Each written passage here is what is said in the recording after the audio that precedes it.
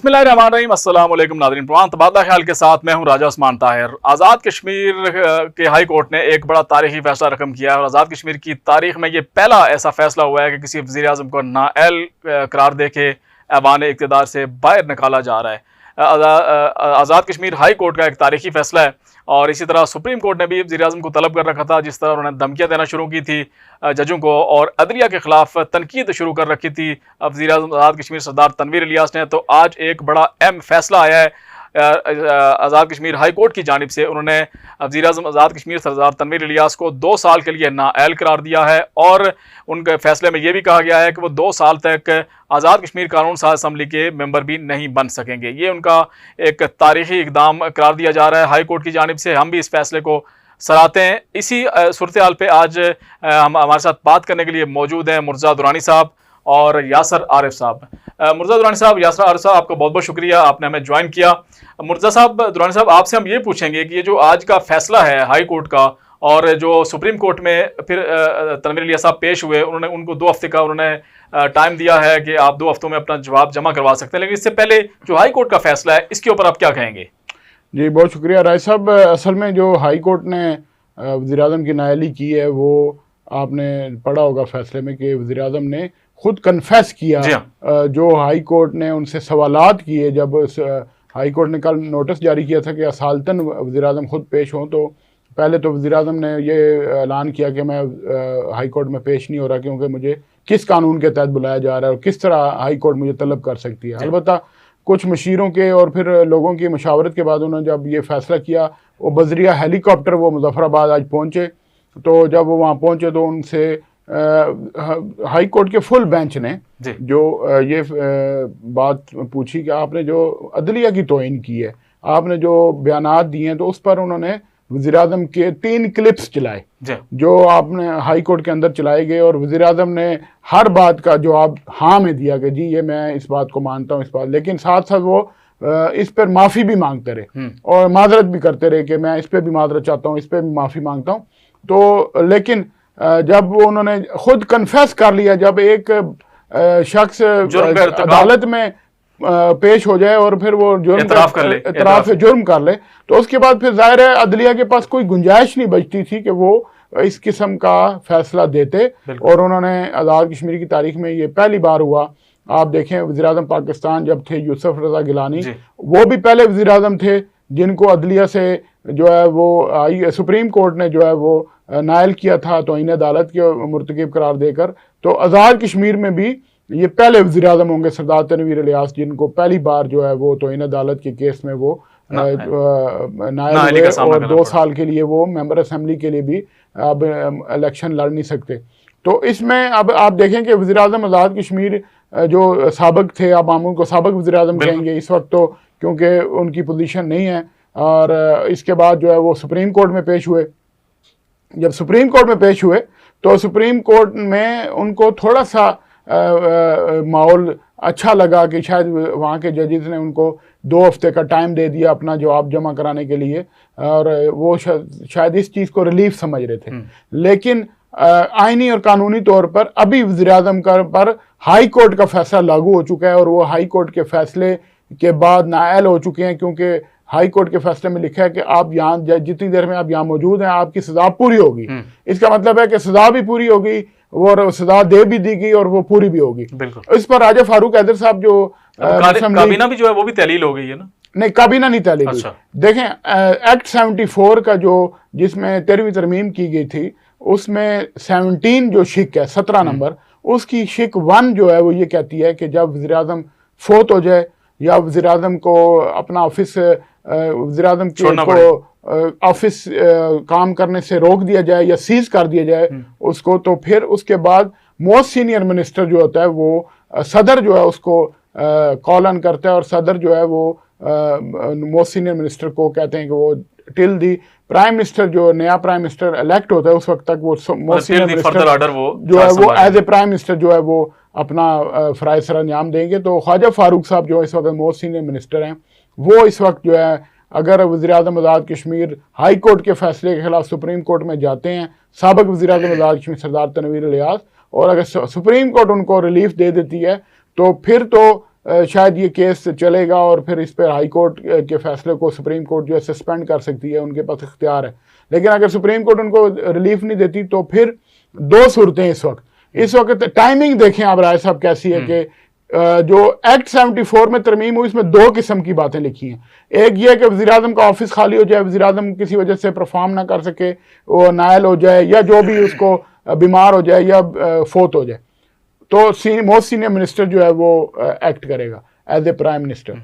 लेकिन उसके साथ उन्होंने एक और भी लिखा हुआ है कि अगर इस दौरान असेंबली सेशन में हो तो फिर वज़ीर-ए-आज़म का इंतखाब उसी सेशन के दौरान हो सकता है। और आपने देखा कि पिछले कई मंथ से ये असेंबली इजलास चल रहा है और असेंबली इजलास पर तनवीर इलियास साहब को बहुत एतराज होता था कि ये क्यों चल रहा है, ये किस वजह से चल रहा है और क्या इसके पीछे मकासद है। अच्छा, इसके आज आप देखें, आप ये देखें ये कड़ियां कैसे मिल रही हैं। उधर से वज़ीर-ए-आज़म नायल होते हैं, उधर से असेंबली सेशन 13 तारीख को जो है वो पहले से मुलतवी हुआ है कि 13 अप्रैल को दोबारा होना है।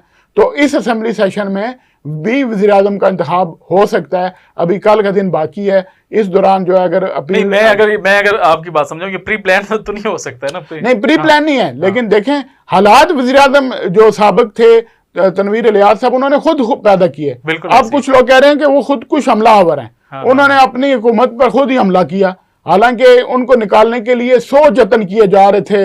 वो पार्टी एक्ट जो है वो लाया गया, रजिस्ट्रेशन एक्ट के तहत जो है वो पीटीआई पीपल्स पार्टी नून लीग को शायद 13 तारीख को वो भी हाई कोर्ट में उसकी समाअत होनी है, तो उसके तहत मेंबरान असेंबली को आज़ाद करने की भी कोशिशें की जा रही थी। लेकिन वज़ीर-ए-आज़म ने खुद ही एकदम एक मौका फराहम किया और खुद ही वो जो है ना वो समझ लें कि उन्होंने खुद कुछ बम हमला किया तो अपनी हुकूमत खत्म कर ली। अच्छा, मैं यासर आपसे ये पूछूंगा, आप मुझे ये बताएं कि जिस तरह ये हाई कोर्ट का फैसला आया है और हमने देखा कि फैसले को बड़ा सराहा जा रहा है, जिस तरह दुरानी साहब ने कहा कि उन्होंने अपने पाँव के ऊपर खुद कुल्हाड़ी मारी है तनवीर इलियास साहब ने, क्या कहेंगे आप?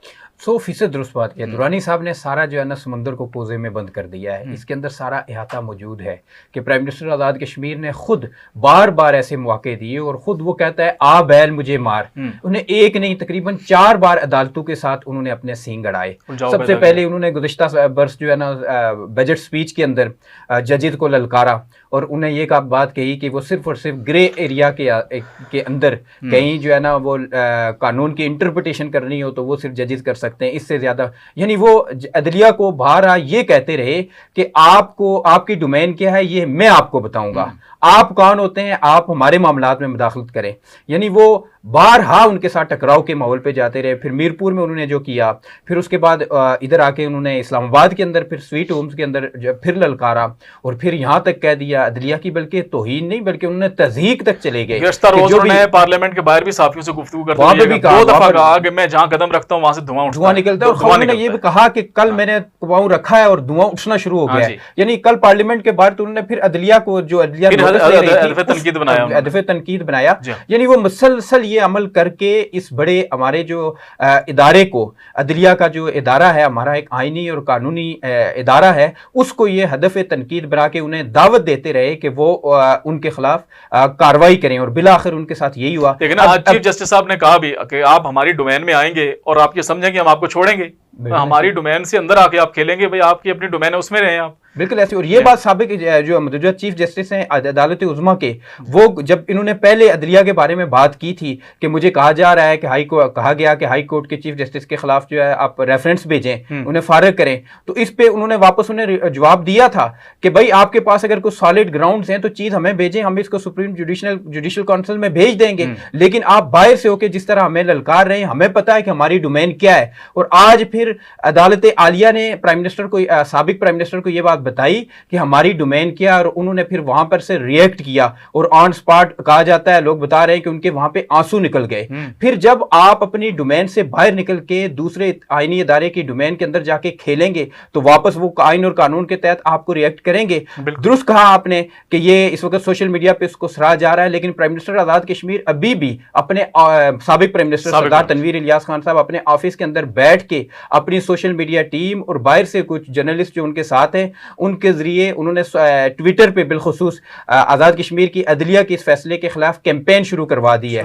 मुख्तलिफ जो आइनी और कानूनी शख्सियात है पाकिस्तान की, अभी खोसा साहब का एक ट्वीट आया है, इसी तरह राजिक एडवोकेट साहब का ट्वीट हमने देखा है। तो कुछ फेक ये तो ट्वीट ये भी जो है ना और अपने साथ वो जुल्म कर रहे हैं। जी बिल्कुल ऐसी है। ये फवाद चौधरी साहब का ट्वीट मैंने देखा था, उन्होंने कहा जी कि जिस तरह पाकिस्तान में हम अदलिया के साथ खड़े हैं, पाकिस्तान तहरीक इंसाफ, तो आज़ाद कश्मीर में पीटीआई की हुकूमत है तो उनको चाहिए कि वो अदलिया की तज़ीक ना करें बल्कि उनका एहतराम करें, उनकी इज्जत करें। ये फवाद चौधरी साहब का ट्वीट था। बिल्कुल ऐसी है। लेकिन प्राइम मिनिस्टर फिर भी आप अपनी उस रवश से बाज नहीं आ रहे। अब खुद बोलने के बजाय उन्होंने अपनी मीडिया टीम से ये ट्वीट्स और इस तरह की चीजें करवाना शुरू कर दी हैं, जिसका अभी चूंकि दुरानी साहब ने जिस तरह कहा कि अदालत उज़्मा में अभी उन्होंने दरखास्त अपनी दायर की है, तो लेकिन अगर उनकी रवश यही रही, अदलिया को रिपोर्ट्स पहुंचती रहेंगी, तो आइन मुमकिन है कि अगर कहीं कोई रिलीफ के उनके चांसेस हैं थोड़े बहुत, तो वो भी उनके जो है ना मफकूद हो जाएं और वहां पर से भी उनकी जो उम्मीद उन्हें थोड़ी बहुत नजर आ रही है उस पर भी वो